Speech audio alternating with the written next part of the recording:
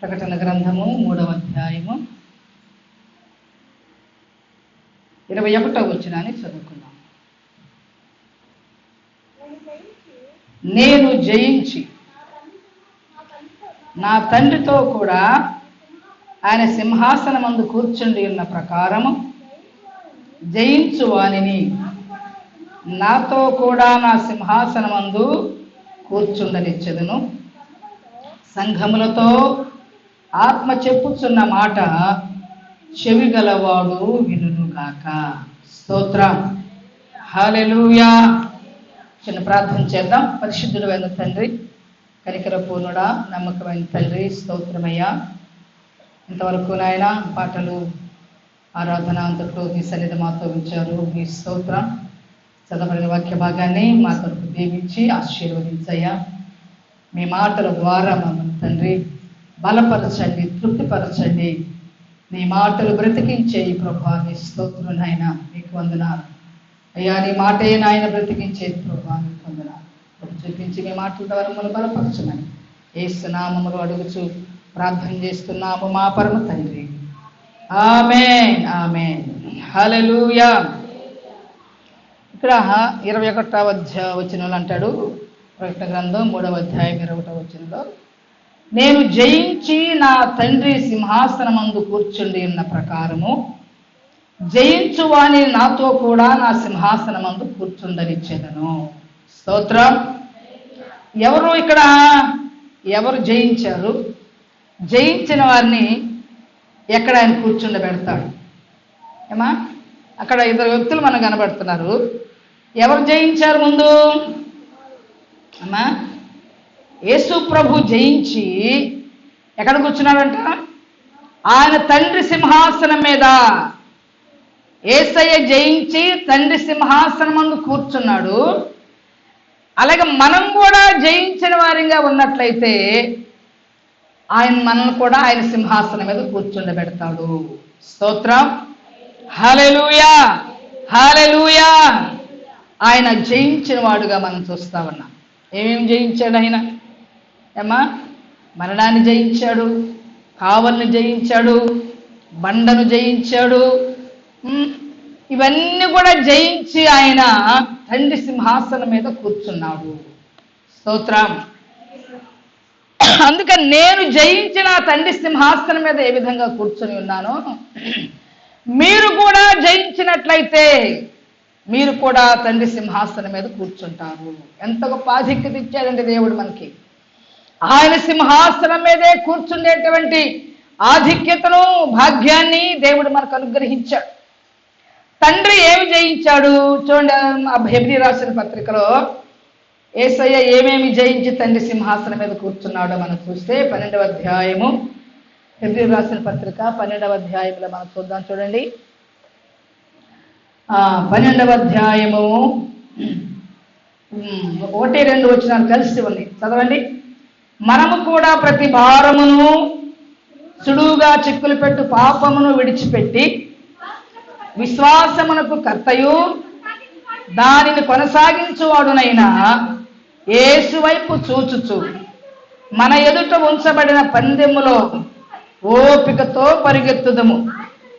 ఆయన తన ఎదుట ఉంచబడిన ఆనందము కొరకై అవమానమును నిర్లక్ష్యపెట్టి సిలువను సహించి దేవుని సింహాసనం యొక్క కుడిపార్శ్వమున ఆసీనుడై ఉన్నాడు. స్తోత్రం. హల్లెలూయా.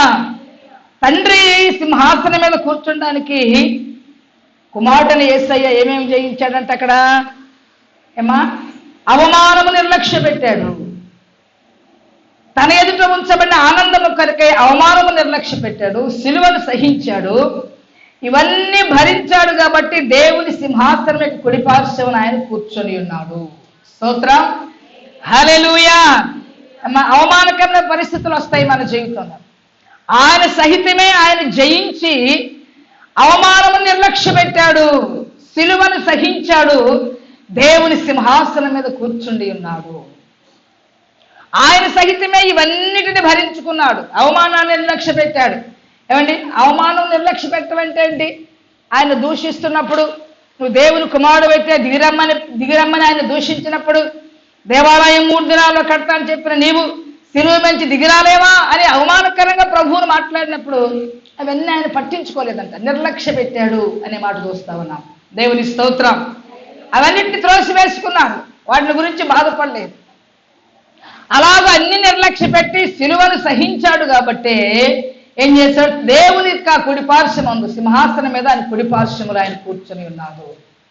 కనుక ఇలాంటి పరిస్థితులన్నీ కూడా యేసయ్య జయించి తండ్రి సింహాసనం మీద కూర్చొని ఉన్నాడు. అందుకే ప్రభువు మాట చెప్తున్నాడు ప్రకటన గ్రంథంలో, నేను జయించిన తండ్రి సింహాసనం మీద కూర్చుండిన ప్రకారము మీరు కూడా జయించిన వారిగా ఉన్నట్లయితే నా సింహాసనం మీద కూర్చుంటారు. దేవునికి స్తోత్రం. హల్లెలూయా. ఏమంటే దేవుని సింహాసనం మీద కూర్చుండడం అనేటువంటిది గొప్ప విషయం. అలా మనం కూర్చోవాలి అని అంటే ఈ లోకంలో మనకు కూడా వస్తున్న అవమానకరమైన పరిస్థితులు, ఏమండి మన మీదకి వస్తున్న నిందలు, మన మీదకి వస్తున్న ఎన్నో భయంకర పరిస్థితులు, శ్రమలు, వీటన్నిటిని మనము ప్రభు కోసం నిర్లక్ష్య పెట్టిన వారిగా ఉండాలి. వీటన్నిటిని మన దేవుని కోసం మనం ఏమంటే ఏం చేయాలంటే వాటిని మనం నిర్లక్ష్య పెట్టాలి, అవమానాన్ని నిర్లక్ష్య పెట్టాలి. జయించిన వారిగా మనం ఉండాలి. లోకంలో ప్రతి పాపం మీద మనకు జయం ఉండాలి, జయించిన వారిగా మనం ఉండాలి. అందుకే మత్తయి సువార్త 5వ అధ్యాయం దగ్గర చూడండి, 22వ వచనం అంటాడు, జనులు నా నిమిత్తం మిమ్మల్ని నిందించి హింసించి మీ మీద అబద్ధముగా చెడ్డ మాటలలో పలుకున్నప్పుడు మీరు ధన్యులు, పరలోకమందు మీ ఫలము అధికమవుతుంది అనే మాట చూస్తా ఉన్నాం. పరలోకంలో మనం గొప్ప ఫలం సంపాదించుకోవాలంటే మన ఫలం అధికం కావాలి అని అంటే ఏం చేయాలి, జనులు ఊరకని మీ మీద నిందలేస్తారు, నిందలు వేస్తారు, అవమానపరుస్తారు, అబద్ధంగా చెడ్డ మాటలను మీ మీద సృష్టిస్తారు. అలాంటి పరిస్థితుల్లో మీరు ధన్యులు, అంత మాత్రమే కాదు పరలోకంలో మీ ఫలం అధికమవుతుంది. స్తోత్రం. హల్లెలూయా. కానీ తండ్రి సింహాసనం మీద మనం కూర్చుండాలి, యేసయ్య కూర్చున్నట్లు మనం కూడా కూర్చుండాలి అంటే యేసయ్య జయించిన వాడుగా ఉన్నాడు. ఏం చేశాడమ్మా, వింటున్నారా? ఏం చేశాడు యేసయ్య? పాపాన్ని జయించాడు, లోకాన్ని జయించాడు, అవమానాలను పట్టించుకోలేదు, ముఖాన్ని ఉమ్మి వేస్తున్నా పట్టించుకోలేదు, నువ్వు దేవుడు అని హేళన చేసినా పట్టించుకోలేదు, అవన్నీ నిర్లక్ష్య పెట్టాడు. కనుకనే ఆయన తండ్రి సింహాసనం మీద కూర్చొని ఉన్నాడు. మనం కూడా జయ జీవితం కలిగిన వారిగా ఉండాలి. మా ప్రతి పాపం మీద, ప్రతి వ్యసనం మీద మనకు అసహ్యత రావాలి, జయం రావాలి. మనం వాటిని జయించిన వారిగా మనం ఉంటే యేసయ్య సింహాసనం మీద మనం కూర్చుంటాం. ఎంత గొప్ప భాగ్యం దేవుడు మనకి ఇచ్చారు చూడండి. హల్లెలూయా, హల్లెలూయా. కనుక యేసయ్య సింహాసనం మీద మనం కూడా కూర్చోవాలి అని అంటే, యేసయ్య కూర్చున్న సింహాసనం మీద మనం కూడా కూర్చొని ఉండాలి అని అంటే మనం ఏం చేయాలి, ప్రతి పాపాన్ని జయించాలి, జయ జీవితం ఉండాలి మనకి. ఏమండి చాలా మంది ఓరకనే చిన్న చిన్న పాపాలకే లోబడిపోతారు. చిన్న చిన్న పాపాల మీద జయం ఉండదు. చాలా మందికి చిన్న చిన్న పాపాలను జయించలేరు, అబద్ధం జయించలేరు, నోటి మాటలు జయించలేరు, ఏమండి బూతులాడకుండా ఉండలేరు కదండి. ఇవన్నీ కూడా ఏమండి మనకు దేవునికి ఏది మధ్య అడ్డుగా ఉండి మన దేవుని సింహాసనం దగ్గరికి వెళ్ళడానికి అర్హత లేని వారిగా మనం చేస్తా ఉందో, అలా ప్రతి వ్యసనాన్ని మనం, దేవునికి వ్యతిరేకమైన ప్రతి పాపాన్ని కూడా మనము జయించిన వారిగా మనం ఉండాలి. దేవునికి స్తోత్రం.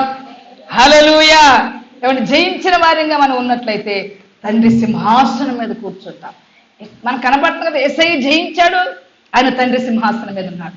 మీరు కూడా జయించినట్లయితే నా తండ్రి సింహాసనం మీద మీరు కూడా కూర్చొని ఉంటారు. దేవునికి స్తోత్రం. ఏమండి చిన్న చిన్న ఆటంకాలకే మనం ప్రార్థనలు మానేస్తాం కదండి, ఆదివారాలు మానేస్తాం. వాటిని జయించాలి మనం. ఇదంతా సాతాను పెట్టే పనిని జయించాలి. ఏమా ఆదివారం మనకి ఎంత దేవుని కంటే శ్రేష్టమైన పనులు ఏముంటాయి చెప్పండి? ఆదివారం దేవుని సన్నిధికి రావడానికి ఆయన కంటే ఎక్కువ ఏముంది మనకి? ఇంకా ఆయన కంటే నువ్వు ఆయన్ని విడిచిపెడుతున్నామంటే నువ్వు ఆయన కంటే ఎక్కువ దేవుని మనం ప్రేమిస్తున్నాం, జయించలేకపోతున్నాం, ముందుకు రాలేకపోతున్నాం. అందుకే మన జీవితంలో జయ జీవితం ఉంటుందా, జయం ఉంటుందా మనకి. ఆయన జయించాడు. స్తోత్రం. ఏమండి ఎంత అలాంటి పరిస్థితులు అనుకున్నాయా? యేసయ్య ఎలాంటి వాటిని సహించాడో అలాంటి అవమానకరమైన పరిస్థితులు మనకు లేవు కదా. ఏమండి యేసయ్య ముఖాన 600 మంది ఉమ్ము వేశారంట. ఎంతమంది ఉమ్మేశారు చెప్పండి? ఏమా 600 మంది ముఖాన యేసయ్య ముఖాన ఉమ్మేస్తే తండ్రి వీరేమి చేస్తున్నారో వీరికి తెలియదు అన్నాడు ఆయన. అది మనమైతే తట్టుకోగలమని చెప్పండి? అలాంటి పరిస్థితులు మనకు లేవు కదా. మన ముఖాన్ని ఉమ్మి వేసేవాళ్ళు లేరు కదా. మన ఎదురుగా వచ్చి అబ్బోయి పెద్ద భక్తురాలు ప్రార్థన పోతుంది అనేవాళ్ళు లేరు కదా.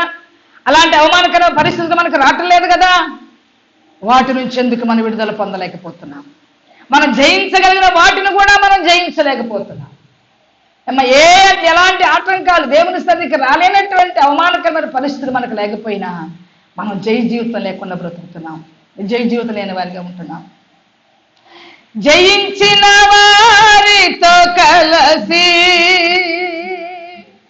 నీ సింహాసనమునే చేరగా, జయించిన వారితో కలసి నీ సింహాసనమునే చేరగా, ఎవరికి తెలియని ఓ క్రొత్త పేరుతో నిత్య మహిమలో నన్ను పిలిచే ఆ శుభవేళ, ఎవరికి తెలియని ఓ క్రొత్త పేరుతో నిత్య మహిమలో నన్ను పిలిచే ఆ శుభవేళ,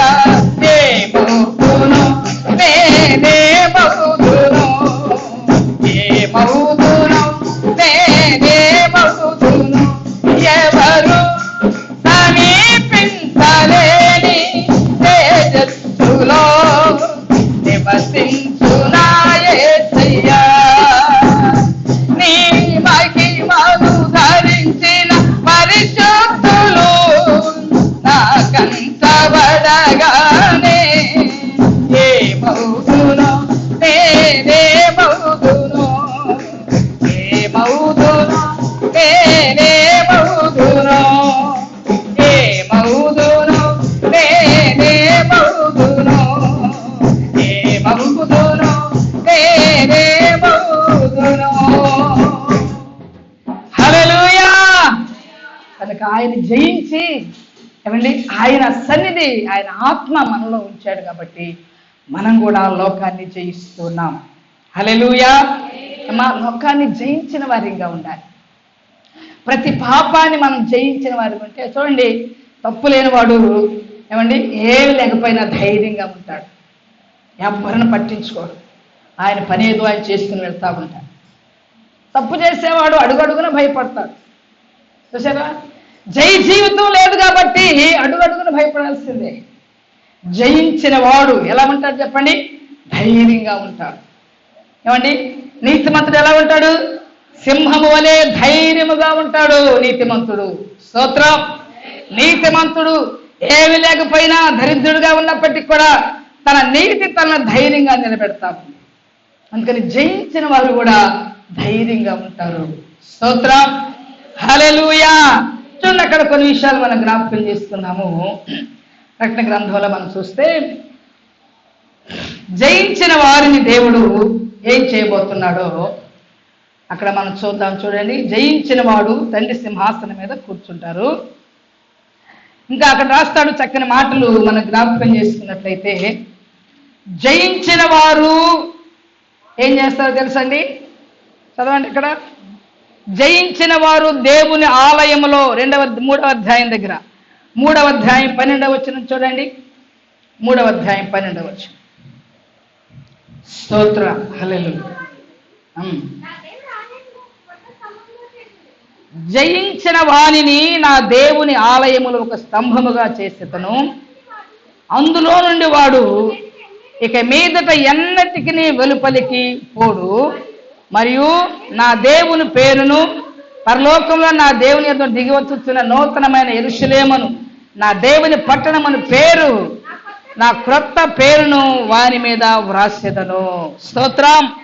హల్లెలూయా. కనుక జయించిన వారికి దేవుని యొక్క సన్నిధిలో పరలోకంలో ఎలాంటి ఆధిక్యత ఉందో ప్రభు తెలియజేస్తా ఉన్నాడు. జయించిన వారిని నా ఆలయములో ఒక స్తంభముగా నేను చేస్తాను. స్తోత్రం. హల్లెలూయా. కనుక లోకాన్ని సంపూర్ణంగా మనం జయించాలి. లోక విషయాలు ఎన్నో విషయాలు మనం జయం లేని వారిగా జీవిస్తాము. అయితే జయించిన వారిని దేవుడు దేవుని యొక్క ఆలయములో ఒక స్తంభముగా చేసి క్రొత్త పేరును వానికి నేను పెడతాను. స్తోత్రం, హల్లెలూయా. కనుక జయ జీవితం ఉండాలంటే మనకి ప్రతి చిన్న ఆలోచన జయించలేము. ఏమంటే సాతాను మనకి వ్యతిరేకంగా ఎన్నో చెడ్డ ఆలోచనలు, చెడ్డ పనులు చేయడానికి, లేకపోతే ఏమంటే పాపం చేయడానికి, దేవునికి వ్యతిరేకమైన కార్యాలు చేయడానికి అది మనల్ని ప్రేరేపిస్తూ ఉంటుంది. కనుక దేవుని ఆత్మ కలిగిన వారు మాత్రమే వాటిని జయించగలరు. దేవుని సన్నిధికి వచ్చి ఏమండి నువ్వు జయించలేకపోవచ్చు, అక్కడ నీ వల్ల అసలు కాదు, జయించలేం మనం. దేవుని సన్నిధిలో అడుగు, జయించిన వాడు నీ పక్షంగా ఉన్నాడు. జై జీవితం ప్రభు మనకు అనుగ్రహిస్తాడు. ప్రభు ఇది జయించలేకపోతున్నాను, ఏమండి ఈ చిన్న పాపాన్ని జయించలేకపోతున్నాను, ఈ చిన్న వ్యసనాన్ని జయించలేకపోతున్నాను, నాయన నా వల్ల కావటం లేదు ప్రభు, నువ్వు నాకు సహాయం చేయి అని ప్రభువుని అడిగితే ఆయన మనకు సహాయం చేస్తాడు. దేవుని స్తోత్రం, హల్లెలూయా. ఏమంటే అప్పుడు మనము దేవుని సింహాసనం మీద మనం కూర్చుండే ఆధిక్యతను మనం కలిగి ఉంటాం. దేవునికి స్తోత్రం. చూడండి 3వ అధ్యాయం ప్రకటన గ్రంథం 3వ అధ్యాయం 5వ వచనం కూడా చదవండి. 3వ అధ్యాయం 5వ వచనం ప్రకటన గ్రంథం. జయించువాడు అలాగున తెల్లని వస్త్రమును ధరించుకొనును, జీవగ్రంథములో నుండి అతని పేరు ఎంత మాత్రమును తుడుపు పెట్టక నా తండ్రి ఎదుటను ఆయన దూతల ఎదుటను మన పేరు ఆయన ఒప్పుకుంటాడు. ఎక్కడ ఒప్పుకుంటాడంట? జయించిన వారిని బట్టి ఆయన జీవగ్రంథములో నుంచి వారి పేరు ఏమాత్రం తుడుపు పెట్టకుండా మనం ఏమై ఉన్నామో ఎలాంటి వారు మనని దేవుని కుమారుడు యేసయ్య తండ్రి దగ్గర మన పేరును ఒప్పుకుంటాడంట. ఎంత గొప్ప ధన్యత అండి. స్తోత్రం, హల్లెలూయా. మనం ఎలాంటి వారమో చెప్తాడంట ఆయన. ఈవిడ జయించి తెల్లని వస్త్రాలు కట్టుకున్నారండి. తెల్లని వస్త్రాలు ధరించిన వారై వారి పేరు ఎప్పటికీ కూడా జీవగ్రంథం నుంచి కొట్టివేయబడకుండా వీరు ఎంతో బలవంతులు. అందుకే ప్రకటన గ్రంథంలో ఇంకో మాట అంటాడు 7వ అధ్యాయం దగ్గర, వారు తెల్లని వస్త్రములు ధరించుకున్న వారు. 7వ అధ్యాయం చూడండి, ప్రకటన గ్రంథము 7వ అధ్యాయం దగ్గర మనం చూస్తే అమ్మా చెప్పండి, వచ్చిన చెప్పండి. 13వ వచనం. పెద్దల్లో ఒకడు తెల్లని వస్త్రము ధరించుకుని ఉన్న వీరెవరు, ఎక్కడి నుండి వచ్చిరని నన్ను అడిగాను. అందుకు నేను అయ్యా నీకే తెలియననగా అతడు నాతో ఇలాగూ చెప్పాను, వీరు మహాశ్రమల నుండి వచ్చిన వారు, గొర్రెపిల్ల రక్తంలో తమ వస్త్రములు ఉదుక్కొని వాటిని తెలుపు చేసుకున్నారు. చాలు, దేవుని స్తోత్రం. ఎక్కడ వారు వస్త్రాలు తెలుపు చేసుకున్నారంట? ఏమండి పెద్దలలో ఒకడు అంటే ప్రకటన గ్రంథాన్ని యోహాను రాస్తూ చూస్తా ఉన్నాడు. పెద్దల్లో ఒకడు వచ్చి యోహాను అడుగుతున్నాడు, ఈ వస్త్రాలు ధరించుకున్న వారు ఎవరు, తెల్లని వస్త్రాలు ధరించుకున్న వారు ఎవరు, ఎక్కడి నుంచి వచ్చారు ఏంటి అని అడుగుతుంటే, అయ్యా నాకేం తెలుసు, నీకే తెలియను అనగా వీరు మహాశ్రమల నుండి వచ్చారు. స్తోత్రం. ఏమండి జయించిన వారిని అంటే ప్రభు ఆయన సింహాసనం దగ్గర తండ్రి దగ్గర కూర్చున్నప్పుడు ఏమండి వీరు తెల్లని వస్త్రాలు ధరించుకున్నారు. వీరు ఎలాంటి వారంటే అలాంటి వారు, శ్రమలోంచి వచ్చిన వారని మన పేరు తండ్రి దగ్గర ఆయన ఒప్పుకోబోతున్నారు, మన గురించి ప్రస్తావించబోతున్నారు. అయ్యా వీళ్ళు సామాన్యులు కాదు, ఇప్పుడు తెల్లని వస్త్రాలు వేసుకుని ఒకవేళ ఉన్నప్పటికీ వీరు మహాశ్రమంలో నుండి వచ్చారు. గొర్రెపిల్ల రక్తములో వారి వస్త్రములు ఉతుక్కొని తెలుపు చేసుకున్నారు. స్తోత్రం, హల్లెలూయా, హల్లెలూయా. ఏమండి తెల్లని వస్త్రములు ధరించిన వారై, ఏమండి అక్కడ ఏమన్నాడు ఇంకా మనం చదువుకున్న వాళ్ళలో, ఏమండి 3వ అధ్యాయం దగ్గర అంటాడు, తెల్లని వస్త్రములు ధరించిన వారై జీవగ్రంథములను వారి పేరు ఎంత మాత్రం తుడిపి పెట్టక నా తండ్రి ఎదుట ఆయన దూతల ఎదుటను అతని పేరు నేను ఒప్పుకోబోతున్నాను. స్తోత్రం, హల్లెలూయా. ఏమండి తెల్లని వస్త్రాలు అంటే కొంతమందికి తెల్లని వస్త్రాలు వేసుకోవడం కొంచెం ఇబ్బందిగా ఉంటుంది కదండి. ప్రార్థనలు కూడా పట్టు చీరలు కట్టుకోతారు. ఒకసారి నాకు ఎవరు చెప్పారు, మా సంఘంలో ఒక ఆమె ఉండేదండి తెల్ల చీరలు కట్టుకుని. ఇప్పుడు అసలు ఆ చర్చికి ఎప్పుడు వెళ్ళకూడదు అనుకున్నాను నేను. మనం ఏది కాదనుకుంటే ఇదే ఇస్తాడు దేవుడు మనకు. స్తోత్రం, హల్లెలూయా. నిజమండి, అది మనం ఏది వద్దనుకుంటామో అదే దేవుడు మనకిస్తాడు. దేవుని స్తోత్రం. అందుకని ఏం చేయాలి, నాకు అది వద్దు ఇది వద్దు అనకూడదు, కానీ ప్రభువా నీ చిత్తం ఏది నాకు ఇవ్వాలనుకున్నావో, ఏది నీ చిత్తమో అది నాకు అనుగ్రహించాయని మనం ప్రార్థన చేసుకోవాలి. దేవుని స్తోత్రం. ఏమండి కాబట్టి ఇక్కడ అంటాడు, గొర్రెపిల్ల రక్తంలో వారి వస్త్రాలు ఉతుక్కున్నారు. మరి క్రీస్తు రక్తంలో కడగబడిన మన వస్త్రాలు తెలుపు చేసుకున్నామా? ఏమండి, అంత మాత్రాన్ని నేనేదో తెల్ల బట్టలు కట్టుకోవాలని నేను మీకు చెప్పట్లేదు, కానీ తెల్ల బట్టలు కట్టుకుంటేనే పరిశుద్ధులు.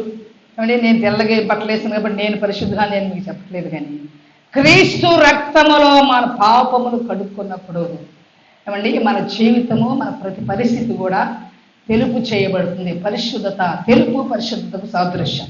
దేవునికి స్తోత్రం, హల్లెలూయా. ఏమండి, అంత మాత్రానే అలాగే ఉండమని కాదు, కానీ సంఘంలో ఏమండి సంస్కారం ఇప్పుడు కొన్ని పరిస్థితుల్లో మన వస్త్రధారణ దేవుని అది పరిశుద్ధకు సాదృశ్యం కాబట్టి అలా ఉండటంలో కూడా తప్పులేదు. కాబట్టి ఇక్కడ అంటాడు, జయించిన వారు తెల్లని వస్త్రము ధరించుకొని ఉన్నప్పుడు తండ్రి దగ్గర మనం ఎలాంటి పరిస్థితుల్లోంచి మన వస్త్రాలు తెలుపు చేసుకున్నామో, మహాశ్రమంలో నుండి వారు ఎన్నో శ్రమలలో గుండా ఇబ్బంది పడి కష్టాలు అనుభవించే శ్రమలకు వచ్చి గొర్రెపిల్ల రక్తంలో వారు వస్త్రాలు తెలుపు చేసుకున్నారని యేసయ్య తండ్రి దగ్గర మనం ఒప్పుకోబోతున్నాడు. చప్పట్లు కొట్టి ప్రభునామాన్ని మహిమపడతాం, గట్టిగా చప్పట్లు కొడతాం. హల్లెలూయా, హల్లెలూయా. మన పరిస్థితి ఏంటో, ఎలాంటి కష్టాల్లో కూడా మనం అక్కడ వరకు వచ్చాము, ఎలాంటి కష్టాల్లో మన పరిశుద్ధతను కాపాడుకున్నాము, ఎలాంటి కష్టాల్లో మన నీతిని కాపాడుకుని విశ్వాసాన్ని కాపాడుకుని దేవుని దగ్గరికి వెళ్ళామని మనల్ని గురించి ఆయన సాక్ష్యం చెప్పబోతున్నాడు. మన నామాన్ని ఏమంటే తండ్రి దగ్గర మన పేరు ఆయన ఒప్పుకోబోతున్నాడు. స్తోత్రం. అందుకని మనకు జయించిన వారిగా మనం ఉండాలని వాక్యం స్పష్టంగా మనకు తెలియజేస్తూ ఉంది. దేవుని స్తోత్రం, హల్లెలూయా, హల్లెలూయా. ఎలా ఉండాలంట మనం? యేసయ్య జయించకుండా తండ్రి సింహాసనం మీద కూర్చున్నాడా? ఆయన అంటాడు, నేను జయించిన ప్రకారం మీరు కూడా జయిస్తే నా తండ్రి సింహాసనం మీద మీరు ఆసీనులై ఉంటారు. దేవునికి స్తోత్రం, హల్లెలూయా, హల్లెలూయా. 2వ అధ్యాయంలోనే ఇంకొక మాటను మనం జ్ఞాపకం చేసుకుందాం. ప్రకటన గ్రంథంలోనే జయించిన వాడు 11వ వచనం, 2వ అధ్యాయం 11వ వచనం చూడండి. 2వ అధ్యాయం 11వ వచనం.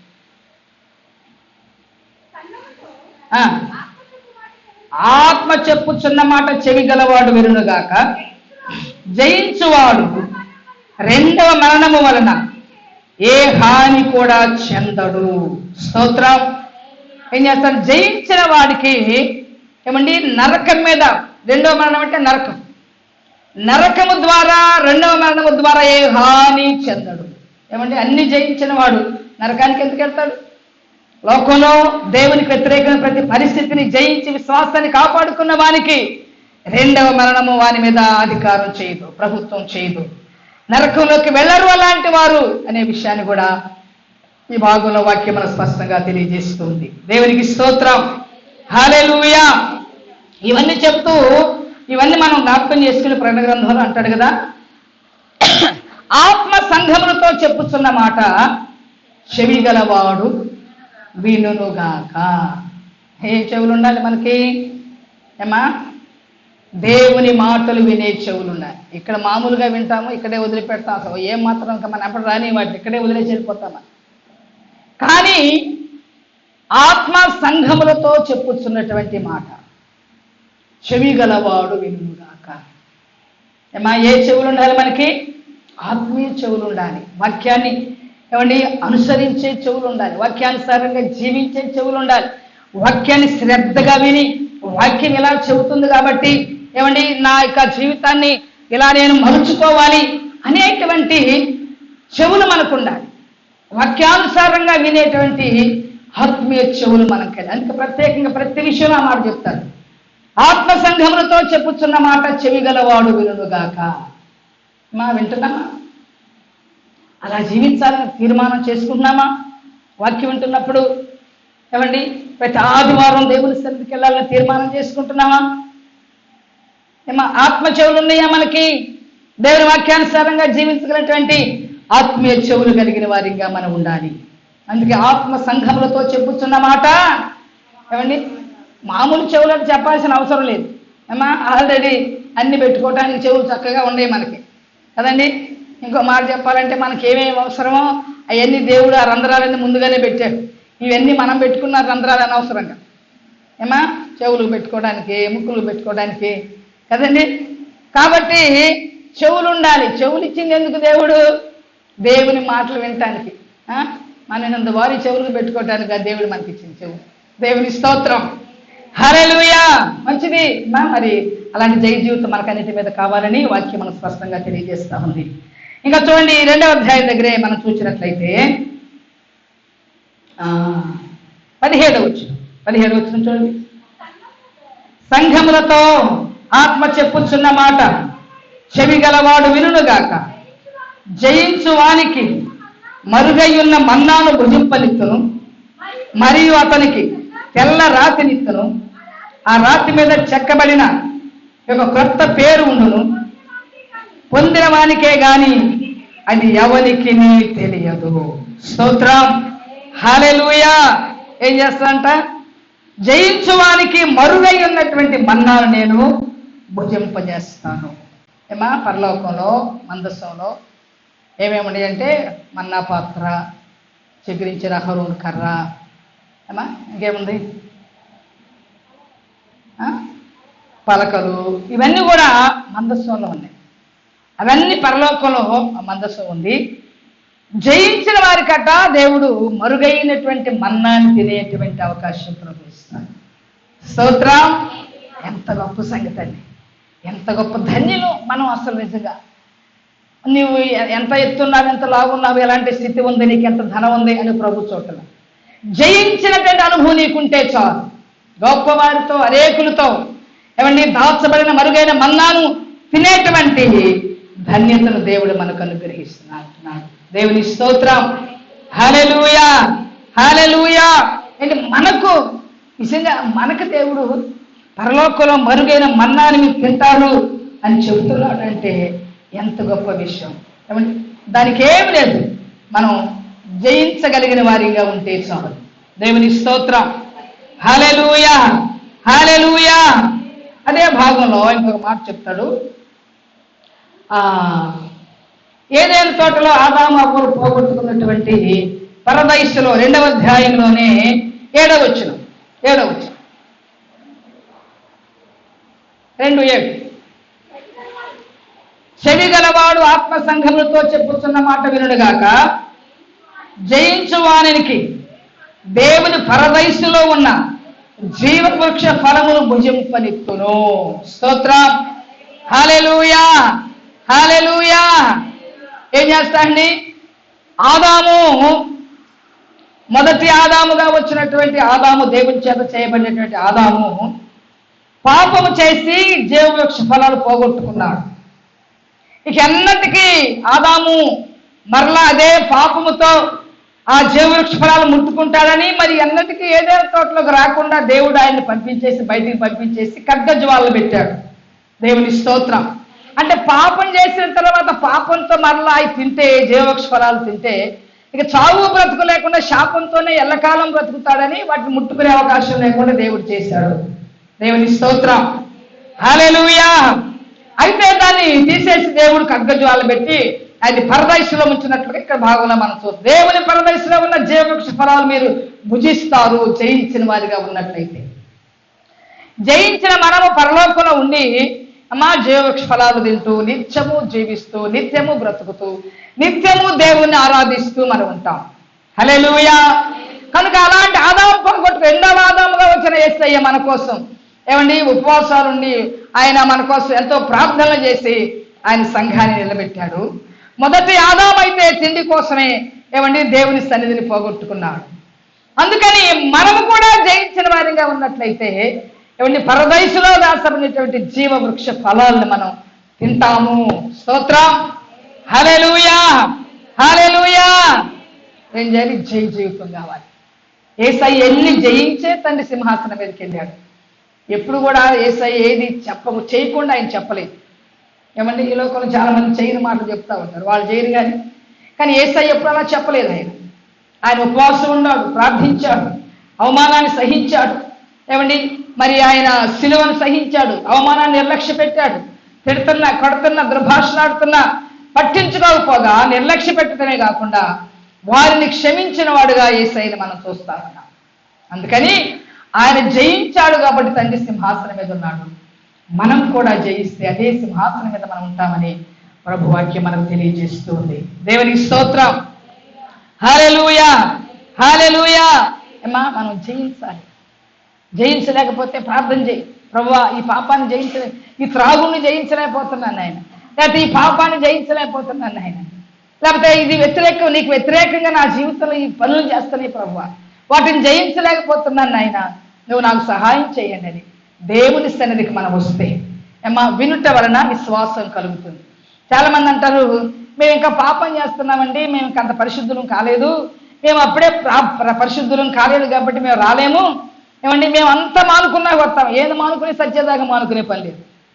స్తోత్రం, హల్లెలూయా. ఏమండి, మనకు మనం పాపాన్ని జయించగలిగితే, మనం అన్ని శుద్ధి చేసుకుని దేవుని సన్నిధికి రాగలిగితే, ఈ ప్రార్థనలు ఎందుకు, దేవుడు ఎందుకు, ఈ సంఘాలు ఎందుకు? ఏమంటే మనం జయించలేము కాబట్టే దేవుని సహాయం కోసం దేవుని సన్నిధికి మనం రావాలి. స్తోత్రం, హల్లెలూయా. వచ్చి మనం దేవుని మాటలు విన్నప్పుడు వాక్యం రాయబడింది కదా, వినుట వలన విశ్వాసము కలుగుతుంది. దేని వినుట వలన? అక్కడే అంటాడు రోమిలకు రాసిన పత్రికలో, దేవుని మాటలు వినుట వలన. లోపల వ్యర్థమైన మాటలు ఎన్నో ఉంటాయి, కానీ వాటి వలన మనము ఏమంటే విశ్వాసంలో బలపరచబడలేము. కానీ దేవుని మాటలు వినటాన్ని బట్టి మనము ఏమండి మన జీవితంలో విశ్వాసం పెరుగుతుంది. ఓహో, దేవుడు నాకు కూడా అవకాశం ఇస్తున్నాడు, నేను కూడా పాపిరైన పరిశుద్ధుడిగా మార్చబడగలను అని మనకు విశ్వాసం కలుగుతుంది అన్నమాట. దేవుని స్తోత్రం, హల్లెలూయా.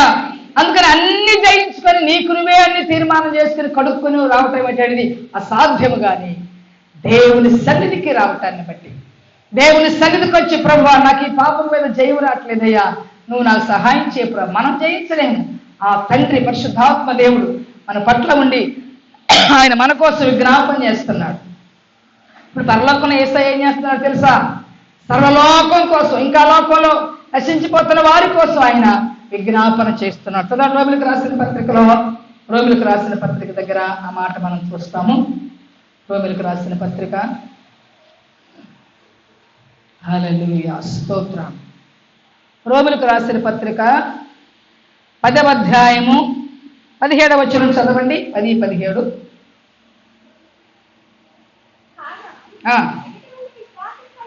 వినుట వలన విశ్వాసం కలుగును. అది క్రీస్తును గూర్చిన మాట వలన కలుగును. చాలమ్మా, ఎవరు గూర్చిన మాట వింటే మనం విశ్వాసం బలపరచబడతాము? దేవుని గూర్చిన మాట ద్వారానే మనకు విశ్వాసం మెరుగుపడుతుంది, విశ్వాసం కలుగుతుంది, ప్రభు మీద ఆశ కలుగుతుంది. అంతేగాని లోకంలో ఏయో మాటలు చెప్పుకుంటే మనం మా విశ్వాసంలో బలపరచబడలేదు. చూడండి, 8వ అధ్యాయం దగ్గర, రోమిలకు రాసిన పత్రిక 8వ అధ్యాయం దగ్గర మనం చూస్తే ఆయన ఇప్పుడు ఏం చేస్తున్నాడు? 34వ వచనం, 34వ వచనం. చనిపోయిన యేసు క్రీస్తు యేసే, అంతేకాదు మృతుల్లో నుండి లేచిన వాడును, దేవుని కుడిపార్శ్వమున్న వాడును, మన కొరకు విజ్ఞాపనము కూడా చేయువాడును ఆయనే. క్రీస్తు ప్రేమ నుండి మనల్ని ఎడబాగు వాడేవాడు కూడా లేడు.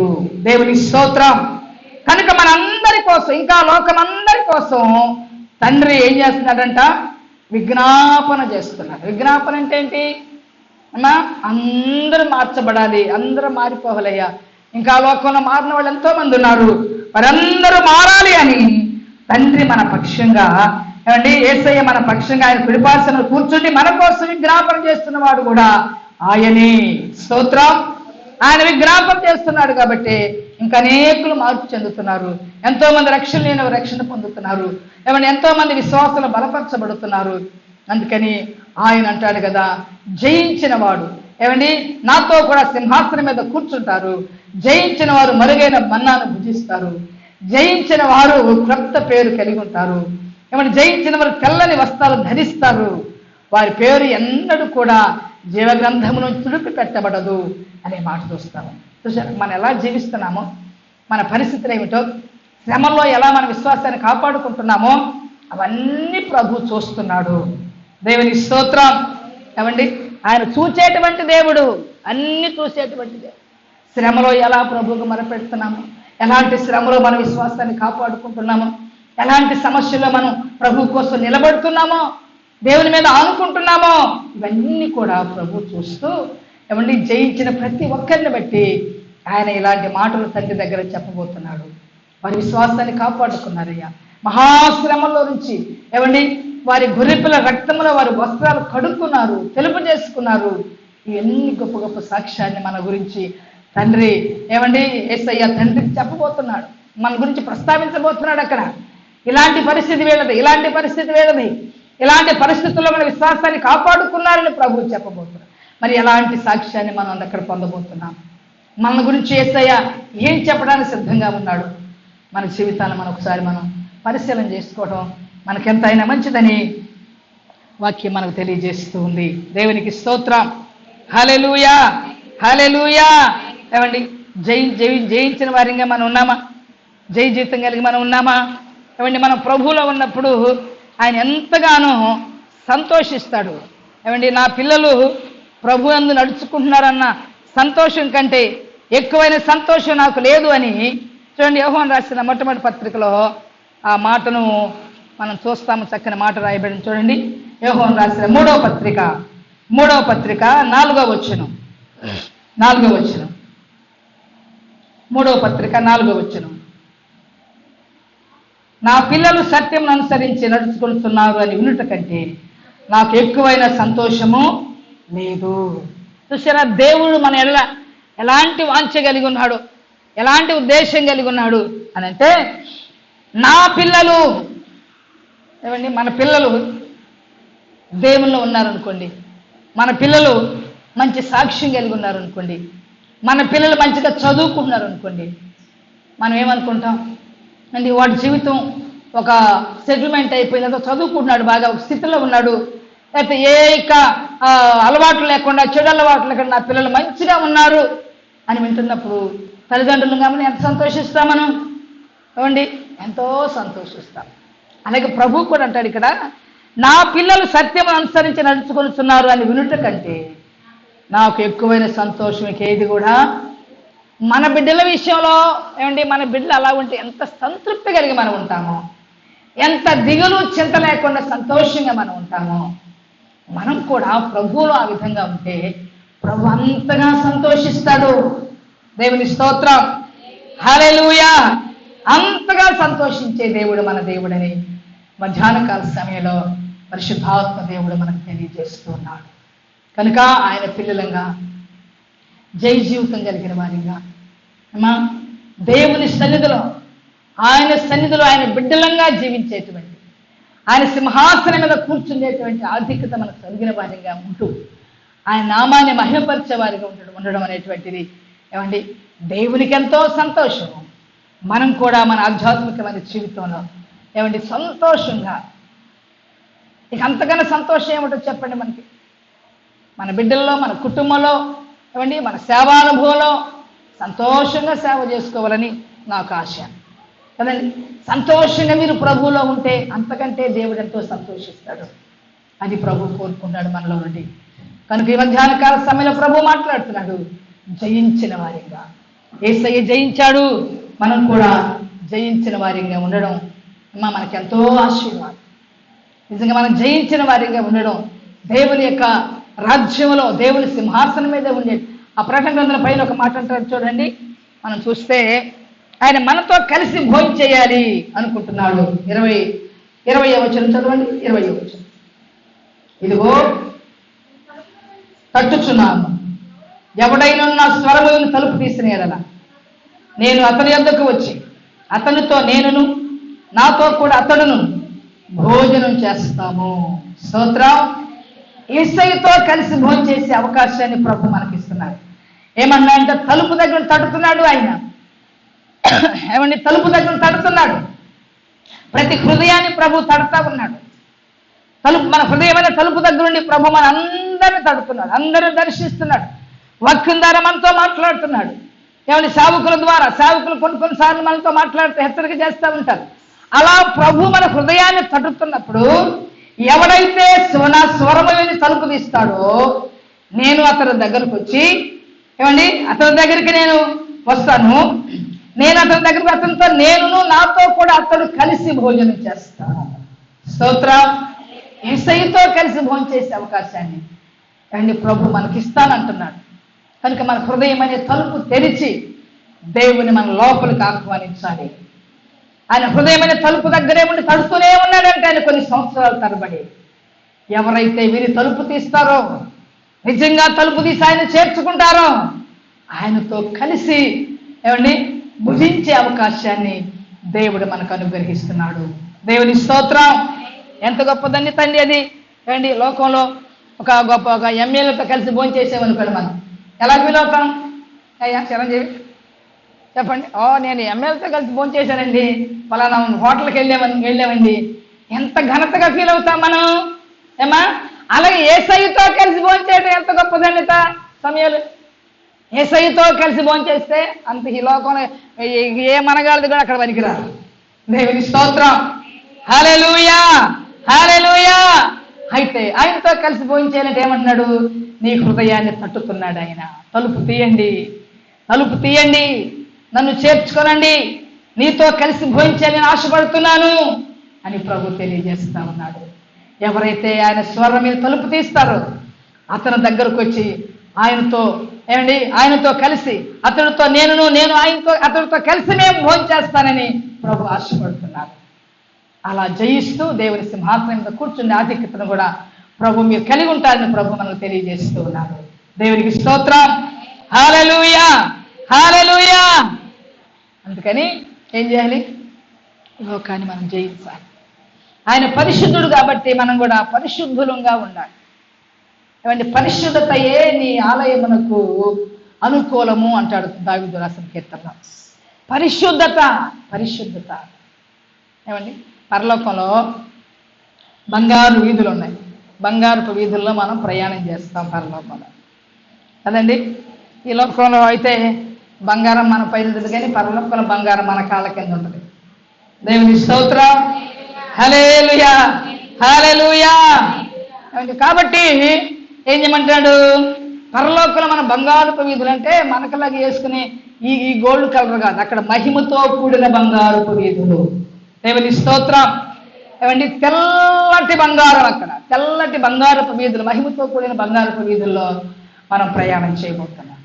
యేసుని రక్తమందు కడుగబడి వాక్యం చే నిత్యం భద్రపరచబడి, యేసుని రక్తమందు కడుగబడి వాక్యం చే నిత్యం భద్రపరచబడి, నిష్కలంక పరిశుద్ధులలో పేదం నేను, నిష్కలంక పరిశుద్ధులలో పేదం నేను, బంగారు వీధులలో తిరిగేదాను, ఆమె బంగారు వీధులలో తిరిగేదాను, ప్రియ యేసు రాజును నే చూచిన చాలు, మహిమాలో నేనాయనతో ఉంటే చాలు, నిత్యమైన మోక్ష గృహము నందు చేరి భక్తుల గుంపులో హర్షించిన చాలు.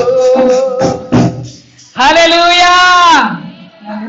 యేసయ్యతో అన్ని జయించుకుని ఈ లోకంలో జయించినా జయించకపోయినా ఈ లోకం మనకు శాశ్వతం కాదు. కొద్ది కాలమే ఈ లోకంలో బ్రతికి. ఏమండి ఈ లోకంలో బట్టి కొద్ది కాలం శ్రమలు అనుభవించి శోధనలు అనుభవించుకొని ఎన్ని తట్టుకొని జయించిన వారిగా ఉంటే యేసయ్యలో మహిమతో ఉంటాం మనం. అది ఎంత గొప్ప ధన్యత. ఏమండి ఈ లోకంలో ఎందుకులే, లోకం ఏం బాగుంది మాకు, ఏమండి ఈ లోకంలో ఉంటే ఏ సమస్యలు ఉండవు, ఏ కష్టాలు ఉండవు కదండి. రాను పరిస్థితులు మారినప్పుడు, ప్రభుత్వాలు మారినప్పుడు, ఏమండి దేవునికి వ్యతిరేకమైనటువంటి పరిస్థితులు వచ్చినప్పుడు మనమందరం కూడా ఏమండి 666 ముద్ర వేయించుకోకపోతే భయంకర శ్రమలు క్రీస్తున్న బిడ్డలకు రాబోతా ఉన్నాయి. సరే ఏదేమైనప్పటికీ అవన్నీ చూడకుండానే సంఘం ముందుగానే ఏమండి ఆయన రహస్య రాకుండా సంఘం వెళ్ళిపోతుంది. కాబట్టి ఈ లోకంలో ఏమంటే కొద్ది కాలం బ్రతికి యుగాలు నరకంలో ఉండడం మంచిదా? ఈ లోకంలో శ్రమైన కష్టమైన భరించి దేవుని మహిమగల వీధుల్లో ఏమండి తెల్లటి మహిమ కలిగిన బంగారపు వీధుల్లో తిరగటం మంచిదా మనకి? ఏది మంచిది చెప్పండి? ఏది మంచిది అమ్మా? మరి అది కావాలంటే ఇది పోగొట్టుకోవాలి. ఆ రాజ్యం కావాలంటే ఈ లోకాన్ని తగు మాత్రమే మనం అనుభవించాలి. ఇష్టానుసారంగా లోకంలో బ్రతికితే మనకు ఆ ధన్యత అక్కడ దొరకదు. దేవుని స్తోత్రం అంటారు కదా, ఏదన్నా కావాలంటే ఒకడు పోగొట్టుకోవాలి అంటా ఉంటారు లోకంలో. మరి దేవుని రాజ్యం పోగొట్టుకోవాలంటే ఈ లోకంలో మనం ఎంతో జాగ్రత్తగా ఉండాలి. ఈ లోకాన్ని మనం విడిచిపెట్టుకోవాలి. జయ జీవితం కలిగిన వారిగా ఉంటే ఆ బంగారుపు వీధుల్లో యేసయ్యని స్తుతిస్తూ ఆనందంగా కేరింతలు కొడుతూ సంతోషిస్తూ ఏమండి మన జీవితాల్లో యుగయుగాలు గడుస్తాయి. గుర్తుపెట్టుకోండి, పరలోకమైన యుగయుగాలు ఉంటుంది, నరకమైన యుగయుగాలు ఉంటుంది. నరకానికి వెళ్ళిన వాడు యుగయుగాలు కాలుతా ఉండాల్సిందే, అగ్ని ఆరదు పురుగు చావదని రాయబడింది యెషయా గ్రంథంలో. పరలోకానికి వెళ్ళిన వాడు యుగయుగాలు జీవిస్తూనే ఉంటాడు. ఇదంతా ఎవరు చూశారండి అని అనుకుంటున్నారా మీరు? ఏమండి బైబిల్లో ధనవంతుడు లాజరు గురించి వ్రాయబడింది. ఏమండి ధనవంతుడు లాజరు గురించి వ్రాయబడింది. లాజరు ఎక్కడున్నాడు?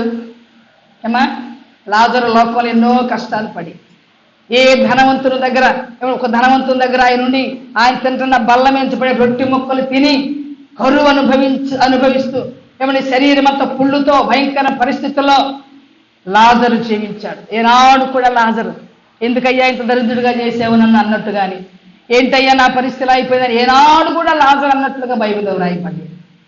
ఏమన్నా ధనవంతుడు హాయిగా తిన్నాడు, త్రాగాడు, సుఖించాడు, పంచపంచ బరమానాలు సన్నపు నార బట్టలు వేసుకుని హాయిగా తన జీవితం అంతా లగ్జరీగా బ్రతికాడు. ఏమంటే ఇద్దరు చనిపోయారు. అయితే ధనవంతుడేమో పాతాళంలో బాధపడుతున్నాడు, లాజరేమో పరదేశంలో దేవుని దేవతల చేత తీసుకుని పోబడి అది ఆ నిత్య రాజ్యం కోసం ఈ కొంతకాలం జీవితాన్ని లాజరు శ్రమైన శోధనైనా కరువైనా ఏమండి ఆరోగ్యం లేకపోయినా ఆయన దేవుని కోసం సహించుకున్నాడు, బ్రతికాడు. పరలోకంలో ఇద్దరు కనబడుతున్నారు అక్కడ. ఏమండి ఆయన ఏమంటాడు? ధనవంతుడు ఏమంటున్నాడు? అయ్యో తండ్రివైన అబ్రహామా, ఇక్కడ ఈ భయంకరమైన పరిస్థితి తట్టుకోలేకపోతున్నానయ్యా, ఒక్కసారి నీ దగ్గరున్న లాజరును పంపించు, ఈ పాతాళంలో నా నోరు ఎండిపోతుందయ్యా, దాహముతో చచ్చిపోతున్నానయ్యా, లాజరును పంపించి లాజరు చిటికిన వ్రేలుతో వచ్చేటువంటి ఆ బొట్టు కోసం ధనవంతుడు ఆశపడ్డాడు. స్తోత్రం. ఏమన్నా చిటికిన వేస్తే ఎన్ని నీళ్ళు వస్తాయి? ఆ ఒక్క బొట్టు కోసమైనా ధనవంతుడు పాతాళంలో ఉండి బాధపడుతున్నాడు. ఇవన్నీ ప్రభు మన కోసం సాదృశ్యాలుగా చెప్పినటువంటి ఉపమానాలను జ్ఞాపకం చేసుకుని ఆ పరలోకం లేదు, ఎవడు జోడొచ్చాడులే, ఇవన్నీ మనం పెట్టుకోకుండా దేవుని యొక్క సన్నిధిలో ఏమంటే దేవుని రాజ్యములో యుగయుగాలు ఉండడానికి నిత్యత్వమైన యుగయుగాలు ఉంటుంది.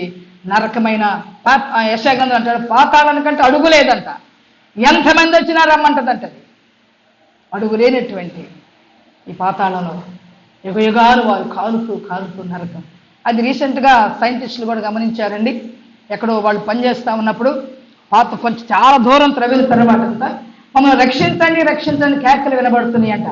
ఏమంటే ఇవన్నీ పత్రికలు కూడా వచ్చిన వార్తాపత్రికలు, అన్ని గ్రంథాల్లాగా అయితే బైబిల్ ఎప్పుడు కూడా వట్టి మాటలు చెప్పట్లేదు కానీ ఏమండి. కనుక పరిశుద్ధ గ్రంథము వాస్తవాలు చెప్పినటువంటి బైబిల్ గ్రంథం ఈ మాటలన్నీ కూడా మనం గమనిస్తూ ఉన్నాము. కాబట్టి నిత్య రాజ్యంలో ఉండాలి అంటే ఈ లోకాన్ని 50 సంవత్సరాలు ఏమండి, అసలు బైబిల్ 50 సంవత్సరాలు చెప్పింది మానవుని జీవితం. కానీ రాను లోకంలో అనేకమైన రోగాలు, భయంకర పరిస్థితులు త్రాగి చాలా మంది 30 ఏళ్ళకి వెళ్ళిపోతున్నారు. దేవుడిచ్చిన ఆయుష్ కూడా జీవించట్లేదు చాలా మంది. అందుకని ఈ యొక్క 30 సంవత్సరాలు కావచ్చు, 40, 50 సంవత్సరాలు కావచ్చు, 70 సంవత్సరాలు కావచ్చు, దేవుడిచ్చిన ఆయుష్ 70 సంవత్సరాలు. కాబట్టి ఈ 70 సంవత్సరాలు ఈ జీవితాన్ని ఎలాగో దేవుని కోసం ఏమంటే జాగ్రత్తగా, అసలు ఏముండదండి దేవుళ్ళలోకి వచ్చి ఆయనలో నువ్వు ప్రార్థిస్తుంటే దేవుళ్ళు ఉన్న ఆనందం ఇక లోకానికి నీకు అసహ్యత కలిగిస్తూ ఉంటుంది. ఇది పెద్ద ముక్కుముసులు జీవించాల్సిన అవసరమే లేదు. ప్రభువులో నువ్వు నిజంగా ఉంటాను తీర్మానం చేసుకుంటే ఆ ఆనందం, ప్రభు ఇచ్చే ఆనందం, దేవుడిచ్చే సంతోషం దగ్గర లోకం మనకు పెంటలా కనబడింది. పౌలు గారు చెప్పాడు కదా, నాకేవి లాభకరంగా ఉన్నాయో అవన్నీ క్రీస్తు నిమిత్తమైన పెంటలాగా ఎంచుకున్నాను అని. పెంట దగ్గర ఏమన్నా నిలబడతారు కాసేపు అన్నా అంటే అసహించుకుంటా. అలాగూ పౌలు గారు అన్నాడు, నాకేవేవి లాభంగా ఉన్నాయో అవన్నీ క్రీస్తు కోసం నష్టపరుచుకున్నాను, పెంట వలె ఎంచుకున్నానని చెప్పాడు పౌలు గారు. అలాగే మనం కూడా నిజంగా దేవునితో బ్రతకాలి అని ప్రార్థన చేసుకుంటూ ప్రభువుతో గడుపుతూ ఉంటే ఈ లోకం ఆటోమేటిక్గా మనకి లోకం చూస్తే అసహ్యత కలిగింది. అంతేగాని దేవునితో కాసేపు లోకంతో కాసేపు గడిపితే నీకు అటు ఇటు ఎందుకు పనికి రాకుండా పోతాము. అందుకని దేవునిలో ఖచ్చితంగా జయించిన వారిగా ప్రభువులో ఉంటూ ఎవరు దేవుడిచ్చినటువంటి తెల్లటి వస్త్రాన్ని, దేవుడిచ్చిన మరుగైన మన్నాని, దేవుడిచ్చినంత దేవుడికి ఫలాలు ఏమేమి దాచిపెట్టాడో జయించిన వారికి అవన్నీ పొందుకొని ప్రభువులో ఏమంటే బలవంతులంగా ఆయన సన్నిధిలో ముందులో సాగిపోవటానికి ప్రభు ఆత్మ సహాయం చేసి నడిపించును గాక. ఆమె దేవుడి మాటలు మన కోసం దీవించి ఆశీర్వదించును గాక. ప్రార్థన చేసుకుందాం.